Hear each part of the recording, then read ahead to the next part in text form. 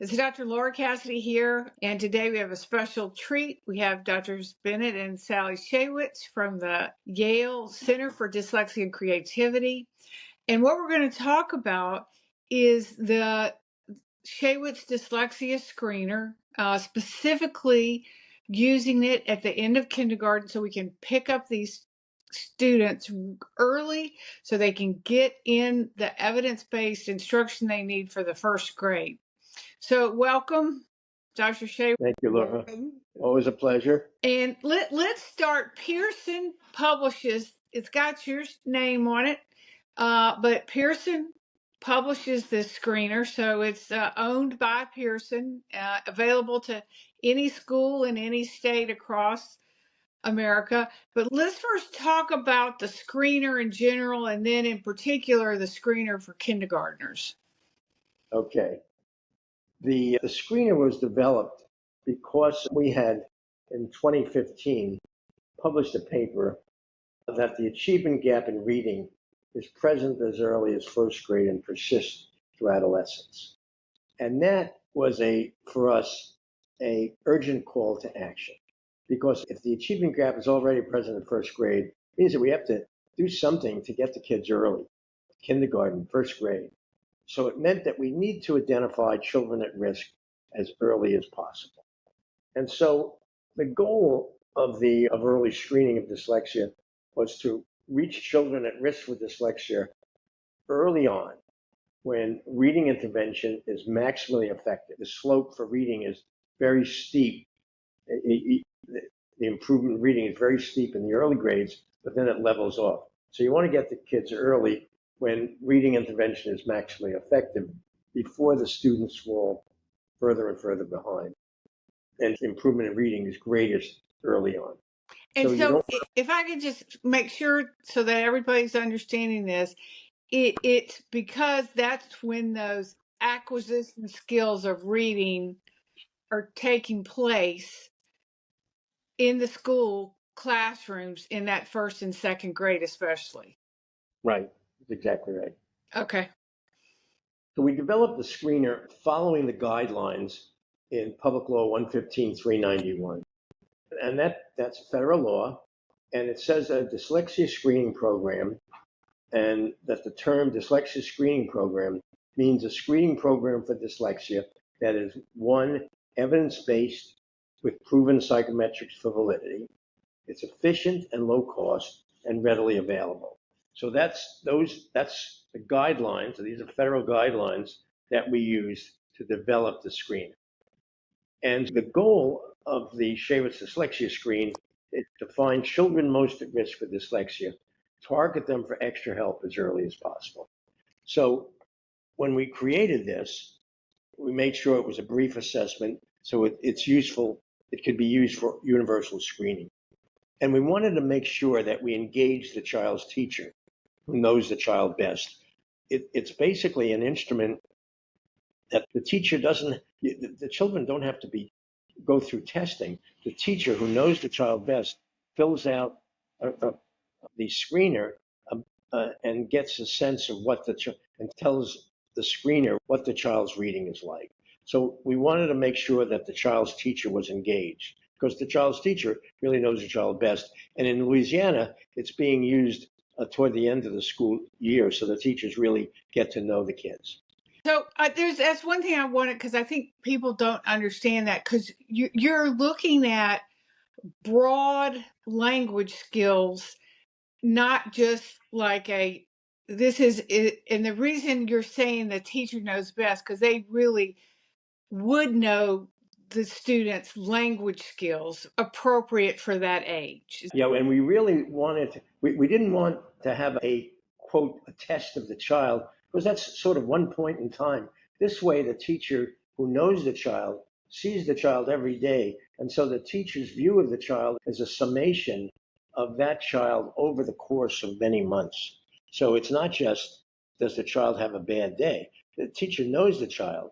And so the way that the teacher is rating that child's with dyslexia is a summation of what that teacher has observed over time. Yeah, I think that's important for people to understand. This is this is why this screener is different from the skill tests that are often used as a quote screener.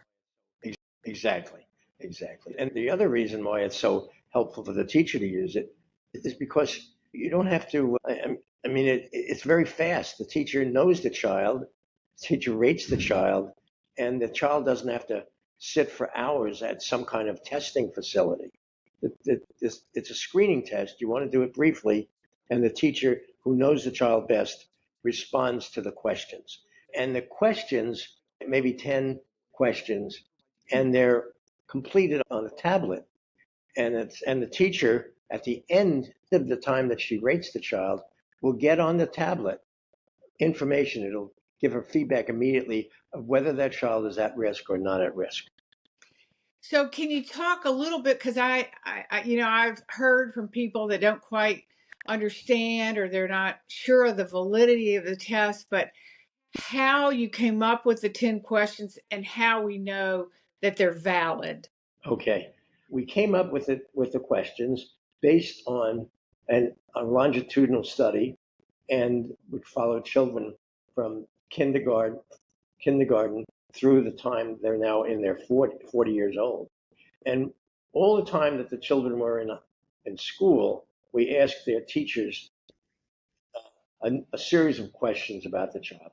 And so we took these questions that from the teacher-based instrument, and we asked questions mostly about language, and then we filtered those questions down, and then we tested them. I can tell you exactly how we test them. You test them. The way a screener is measured is the sensitivity, the specificity, and something called the area under the curve. They're very discrete psychometrics of a screening instrument. You want to know how many children who you say are at risk are those who have dyslexia. You want to know how many who say they're not at risk don't have dyslexia. And you can get an even better metric by using something called the area under the curve. So we did this for all the children in the Connecticut longitudinal study, 445 children. And we came up with an instrument that has, I'll give you a sense, the area under the curve is the standard psychometrics for measuring the validity of the screener. And the measure goes from 0.5, which is just chance, to 1.0, perfect accuracy.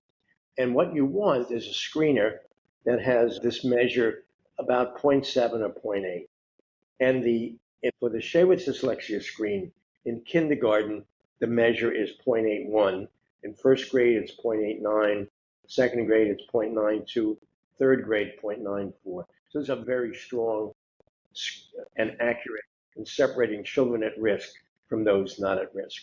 And so after we did this, Pearson took it and developed from their own sample, a national sample, using the same screener, and they found these very high accuracy measures. So it was done not only on the Connecticut longitudinal study where we developed the screener, but it was validated by Pearson on a separate group of children. So the teacher does this. And it's low cost. Very low cost. I think Pearson tried, it's like less than I don't know what they charge, but I think it's probably less than $1 a student. It's extremely inexpensive because you're not giving the child a psychometric test. We'll get to that in a minute because once a child is identified at risk, what do you do next? But the screener is very low cost, very efficient, and very accurate. Right, which is so important. So if the state or a school really wants to identify dyslexic kids, they're not just doing this, to check the box, but if you really want to identify dyslexic students at risk, or first who's at risk to then later identify them, there's no comparison to the screener because, as Dr. Shaywitz explained, taking the standardized methodology, it has great evidence that it is going to give you results so that you can find the greatest number of kids that are going to end up after testing with dyslexia. Exactly. So that's important for people to know. Now, in Louisiana, like I said, they are using this, and then the parents get a letter if the child is at risk for dyslexia. So can you talk about what that means, being at risk on the screener for dyslexia? Okay, so that means that child who's at risk has an extremely high chance of having dyslexia. Not a 100% chance, but a very high chance. And so what that means is that child who's identified on the screener as at risk needs to do something. You have options about what you need to do.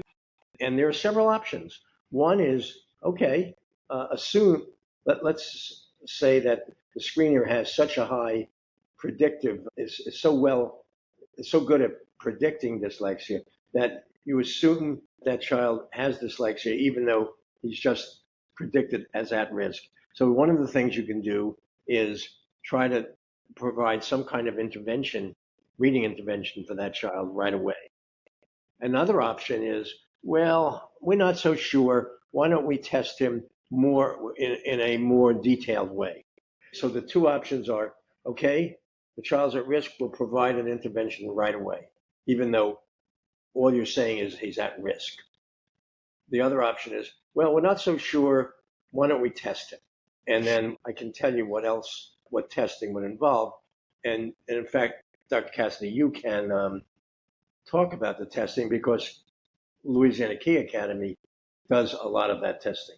So those are the two options once you have identified via the screener that child is at risk. Just to also recap what you started with in the beginning, the achievement gap is there in the first grade. So that's the reason to do the screening at the end of kindergarten, because the gap's not going to go away.